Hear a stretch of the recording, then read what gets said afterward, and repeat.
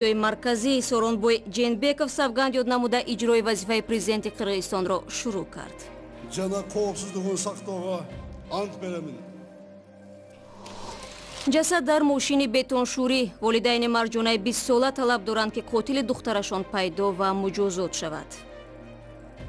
Дидум чихел танои сиёҳ кабуд. Азоб духтар бурда. Чун милису ақафош даштаган кора. ва баҳси хешу табори муйсафеди хирсбоз бо ширкате ки тасвири пирамард ва Марияро дар маҳсулоташ ҷой додааст то куҷо мерасад. магазиншон дуромадак ҷанҷол кардам даққатшон. او بچه که شما برین سودا میتین که جای دمیتین برین بتین جد دوی نکنین. شروع میکنیم با خبری قرغیزستان که در این کشور 24 نویبر حکومت تغییر کرد و کرسی پرزیدنتی به اختیار سوورونбой Ҷиенбеков گذشت. پرزیدنت نو بعد از آن که امروز در یک مراسم ویژه سوگند یاد نمود رسما به وظیفه شروع کرد. در تاریخ معاصر آسیای مرکزی برای نخستین بار است که در یک از کشورهای آن تغییر قدرت بر اساس انتخابات و به таври осоишта صورت میگیرد. Қырғыз Республикасының президенті болып шайланғаны туралы растама Соороной Ҷиенбеков президенти нави Қирғизистон рӯзи 24 ноябр дар як маросими вижа савганд ёд кард.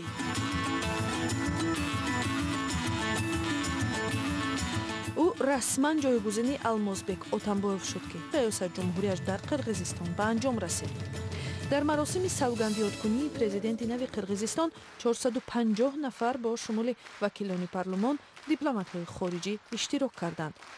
Ҷиенбеков ки дар ин маросим ба забони қирғизӣ ва русӣ суҳбат мекард, гуфт ваҳдату якпорчагии кишварро ҳифз мекунад. Қирғиз Республикасының конституциясын уҳдадор мешавам ки конститутсияи Қирғизистонро ҳифз мекунам. кафолат медиҳам ки ваҳдат ва амнияти мардумро таъмин мекунам.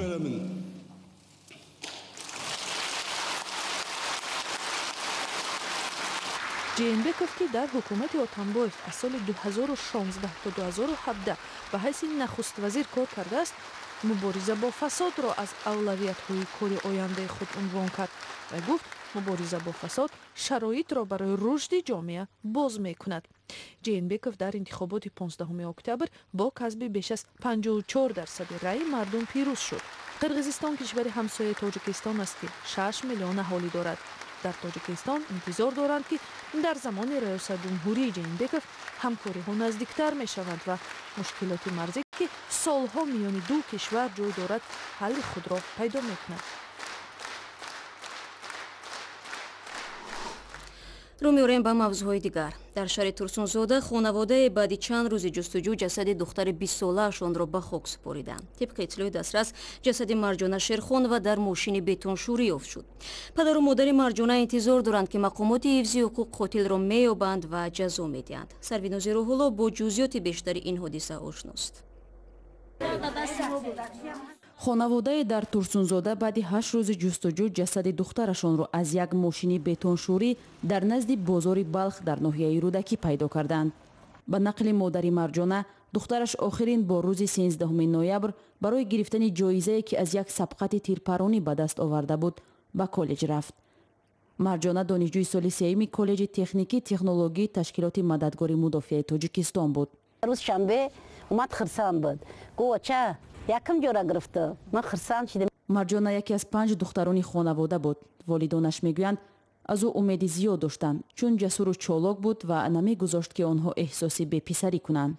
خیلی میشه اپاش تلفن مینا میگه که سفرگل گفته سامون پدنالت قپی دست پما بس در ماشین بارم کرد تمام هم قب زدگیش. مادر مرجانه میگوید بعد شنیدن این خبر به پلیس ناحیه سینای پایتخت مراجعت و تمام این معلومات را پیشنهاد کرد. گفت که دختر زنده من میارم دختر زنده با زنده در دست میتم. شافیوف. پدر مرجانه میگوید ماه قبل جوان به نزد او آمده خودش را ابراهیم از دهه قربان شهید ناحیه واسه معرفی کرده است. هدف تشریفش را هم خواستگاری مرجانه گفته است. اما پدر مرجانه میگوید وقتی از جوان خواست والدانش را برای خواستگاری فرستاد او غیب زد. ما روز شنبه اماکیم کردیم امام خاله روی میگم افسخالی روز شنبه شید دخترم گفته که کماد ما عواره کردم رفتن پول ندارم با بونه کرده گفته که پدر مادرم رفتن نمیتونه اولادم من اینجا پرسیدم کوکی با زن ضرور گفتم جداش نگیم یا پسرچه دو علمی بتا 5 سال شد گفت مرا فریب کرد. ابراهیم اون جوانی که خواستگار بوده است چند بار بعد غیب زدن مرجانه از تلفن او به مادرش زنگ زده گفته است که دخترش نمیخواهد با آنها ارتباط داشته باشد. با نقل مادر بعد 9 روز تماس گرفته جای جسد مرجانه را خبر داده است. عذاب دخترم دیدم چقدر تماس سیاه کبود. عذاب دختر برده. چون ملیس عقفاش داشت نگه کارا. پدرش میگوید تا حال این جوان با او SMS میفرستد. مینویسد هیچ کار از دستتان نمیآید. ملیس خانه رفته دعوا کرده گفته که نره پروکراتورا. قضیه کشتار مرجانه شیرخانوو را دادستانی ناحیه رودکی تحقیق میکند. حالا تفتیشات ادامه داشته مقامات این جوان را بازداشت نکردند. به نقل والدان مرجانه اعلیخوان بود و با دانش خود به کالج داخل شد. در کالج استادان از او چون یک دختر خوش اخلاق یاد میکنند. حالا برای پاس خاطر مرجانه استادان و همسبقانش نزد درآمدگاه کالج اکسی او را با یک دسته گل گذاشتند. در میان کشورهای سابق شوروی از همان نفقه کم را بازنشسته های توجیک میگیرند. چند روز پیش حتی رئیس مجلس نمایندگان از حجم کمی نفقه در کشور نگرانی کرده گفت که باید این پول با سبد استعمالی ماهانه برابر باشد. شکرجان ظهورов برای برقرار کردن عدالت اجتماعی به نهادهای ضد دخل یک ماه مهلت داد. حالا اکثریت بازنشسته ها را در تاجیکستان فرزندان تامین و نگاهبین میکنند. اما وضع بازنشسته های روسزبان که معمولا تنها و بی سرپناه ناگوار است و آنها از ناچاری به مرکزهای مخصوص پیرانسالان رو می‌آورند. همکاران ما از نسایش وریمه به یکی از این مرکزها رفتند. نفقه والنتینا سولودова با 330 سومونی برابر است. نصف این مبلغ برای پرداخت خدمات کمونالی و دارو و درمان مصرف می شود. این مبلغ شدیداً کم است و من مشکل رو این طور حل می کنم. من به انجمن مرکزی گرانتولوژی می روم. آنجا به ما با لباس کمک می رسانند. قبلا از آنجا غذا هم دسترس می‌کردیم. بغیر از آن مرکزی کمک به نفقه گران و معیوبان هست. در آنجا به پول غذا و لباس می‌دهند. همین گونه روز می‌گذرانیم. هر روز بیش از 100 بازنشسته به مرکز پیرانسالان و افراد دارای امکانات محدود می‌آیند. اساساً این مردمی تنها هستند که از تمام گوشه‌های دوشنبه در اینجا جمع می‌شوند. جمع آمدگان بر علاوه صحبت امکان دارند که در این مرکز تناول و شستشو کنند. برای بسیاری ها این یگانه امکانی دریافت غذای گرم است. من در اینجا قناعتمند هستم. اولا این کمک بزرگ و غذا است. من با نفقه‌ام کمی مشکل داشتم. به من مشورت دادند که کجا روم و چیکار کنم. رفتن نفقه‌ام را بلندتر کردم. این یک مسئله. دوم اینکه ما اینجا وقت را همراه می‌گذرانیم. عیدها و از جمله عیدهای دولتی را همراه قید می‌کنیم. و سفر می‌بریم، تئاتر می‌رویم. رئیس مجلس نمایندگان پالاتای پایانی پارلمان تاجیکستان شکرجان ظهورov به نهادهای حفظ اجتماعی و نفقه دستور داده است که پول پیدا نموده نفقه را بلند بردارند. با اشاره به کمبود سرمایه در صندوق نفقه جمهوری، ظهورov به منصبداران مشورت داده است که با تجربه کشورهای دیگر آشنا شده در فکر سرچشمه‌های نوی مبلغ گذاری باشند. در این باره کارشناسان و اقتصاددان ها نظری مختلف دارند، ولی تا حال جواب مشخص پیشکش نشده است. در تاجیکستان بیش از 660,000 بازنشسته به سر میبرند که برای نفقه آنها سال معادل 306 میلیون دلار ضرور است. به قول شارحان حالا در بودجه کشور پول برای بالا بردن نفقه ظاهرا وجود ندارد و از این رو شاید این مسئله به همین زودی ها حل خود را نیابد. برنامه را ادامه میدیم. خانواده طلبشو شیخов پیرمرد معروف خرسباز توجیک برای استفاده تصویر این مуйсафед با خرسش از شرکت ایم دیفرنت حق مؤلفی طلب دارد. نزدیکان این پیرمرد میگویند شرکت برخی محصولات خود را با عکس این پیرمرد و خرسش ماریا بدون اجازت آنها به فروش گذاشته است. همکاران ما موضوع را تحقیق کردند. چه ما فهمیده بود که این چیزا برآوردن ما که برای نمونشون بگو که نبرورن این چیزا داده ما گذشتگی اجازت نگرفتم چیزا گرفتم برآوردن او چیزا چیکار تلفن تو در تگ پا ما افتادم راه زمین من قهرم کرد ای تگ پای افتادم گرفتیم با سرشون بود دیمورا رفتیم قطعی چم مغازینشون در اومد جنجال کردم در قطعشون او بچه گفت که شما برین سودا میتین جای دمیتین برین بتین چیز دوی نکنین. ҳанифа иброҳимова ҳамсари муйсафеди талабшор низ мегӯяд дар гузашта хориҷиён барои истифодаи аксу видеоҳои шавҳари марҳумаш аз онҳо иҷоза хоста ва ҳатто кӯмакашон карданд.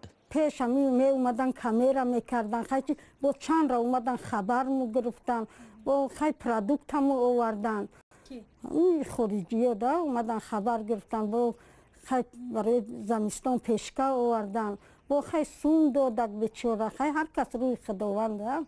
дар ширкати IM Different ки акси муйсафеди талабшоҳ ва хирсашро дар нимтанаву рӯйпӯшҳои телефон истифода мекунанд, муроҷиати писари талабшоҳро рад накарданд. онҳо ба ӯ гуфтанд ки ягон нафари калонсоли хонаводаро бояд даъват кунанд ва расман иҷозаи истифодаи аксу пайкараи ӯро аз онҳо бигиранд. аммо мегӯянд дигар касе аз бузургсолони хонаводаи талабшоҳи хирсбоз ба назди онҳо наомадааст. На данный момент у нас есть футболки, чехлы. феълан мо нимтана ва рӯйпӯшҳои телефон бо акси муйсафед бо хирсашро дар фурӯш дорем. амалан мо талош дорем қаҳрамонҳои миллӣ ва шахсиятҳои маъруфи кишварро таблиғ кунем. масалан дар рӯзи зодрӯзи лоиқшералӣ мо акси ӯро аз тариқи маҳсулоти тиҷоратиамон таблиғ кардем ва духтари шоир бо мо дар тамос шуда аз мо миннатдорӣ кард ки хотираи падари марҳумашонро дар байни ҷавонон таблиғ карда истодаем. ҳамин тариқ мо тасмим дорем ки дар оянда акси спитамен, исмоили сомонӣ, абу абдуллои рӯдакӣ ва дигар шахсиятҳои маъруфро таблиғ кунем.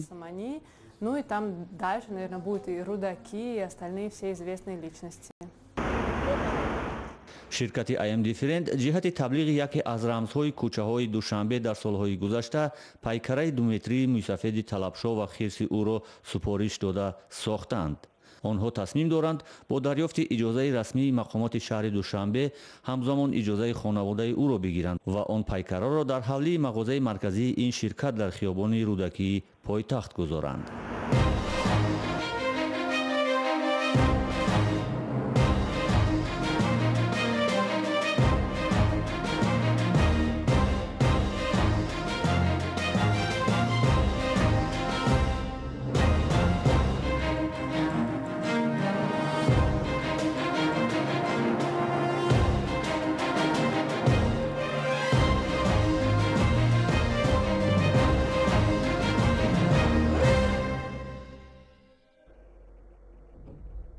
шумо барномаи хабарии радиои озодиро тамошо доред.